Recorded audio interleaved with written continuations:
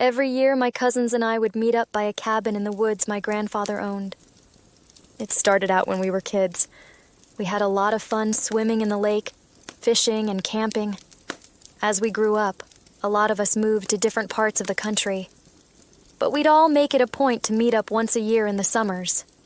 It was a 7-hour drive from where I lived. I didn't mind the drive.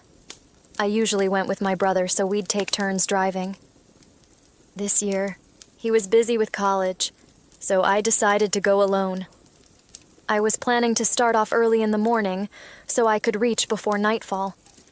Not that I minded driving at night. It was just that the area was surrounded by thick trees and didn't have any streetlights, so I'd be driving in complete darkness. I know I'm being ridiculous, but something about being surrounded by darkness made me uneasy. However, I got called into work early in the morning because of an emergency and ended up working till late evening. I got back home just near sunset. At this point, I was double-minded. I was quite tired, and it was going to get dark soon. However, my phone had a bunch of messages from my cousins saying how they couldn't wait to see me. So I packed my stuff and got in the car. The first few hours were quite uneventful. I had my playlist on and sang along. The roads were empty. The full moon shone brightly. It was quite peaceful. The highway merged into a smaller road in the middle of a dense forest. During the day, it looked beautiful with the brilliant green trees lit up by the sunlight. But now, all I could see on either side was complete darkness. I was starting to get quite uneasy, but I shrugged it off.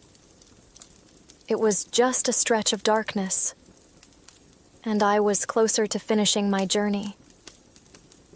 Then something happened. My headlights started flickering. Now I know I wasn't driving a new car. This was Dad's beat-up car, but it never had any issues before. Perhaps it was due a service. I continued my drive, trying to ignore the pit of discomfort in my stomach, wishing this drive would come to an end soon. After a short while, I felt the trees thinning, as I could see patches of moonlight. Strange, I didn't remember a clearing near the cabin. As the trees cleared, my stomach dropped. I could see a lake ahead of me. I was at the foot of a bridge over the lake. I had definitely taken the wrong turn. Perhaps I had missed a fork in the darkness. I opened up the Maps application on my phone and searched for the quickest way to get to my destination, cursing myself for not doing it before. From what I could see, the shortest road was to cross the bridge and continue straight for another 45 minutes. I hesitated.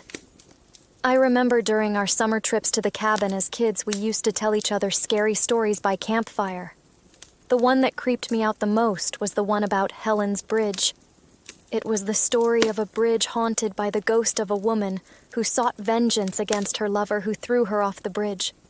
One of my older cousins used to joke how Helen's Bridge was close to the cabin and offered to take us till Grandpa found out and forbade us. I guess he didn't want any of us falling into the lake or getting lost in the woods. As I sat in my car at the edge of the bridge, I wondered, was this the same Helen's Bridge? Surely it was a joke, right? A dumb ghost story to scare kids. I checked the alternate route and sighed. If I were to turn back and take the correct road, it would take me just over an hour and a half, almost double the time.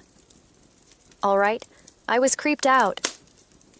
Did I want to cross Helen's Bridge, although was it even called that? No. But I was tired, and the thought of reaching the cabin and having a warm cup of coffee in my hands in the next 45 minutes was quite inviting. So I took a deep breath and continued forward.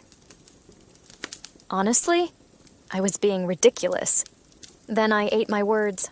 My car started slowing down, on its own. I tried revving the engine and jamming my foot on the gas, but it just crawled at a snail-like speed. Then I saw her. A tall, ghostly white figure standing on the railing, watching me. I swear I felt my heart stop. I was too stunned to scream. And then she vanished. I tried to calm down and take deep breaths. Maybe I imagined it. Then I looked in my rearview mirror and I saw her again, standing behind my car.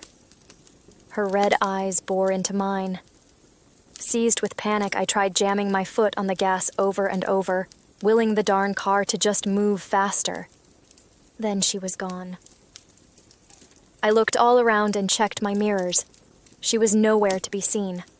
I was almost across the bridge. I reached for my phone to call one of my cousins for help.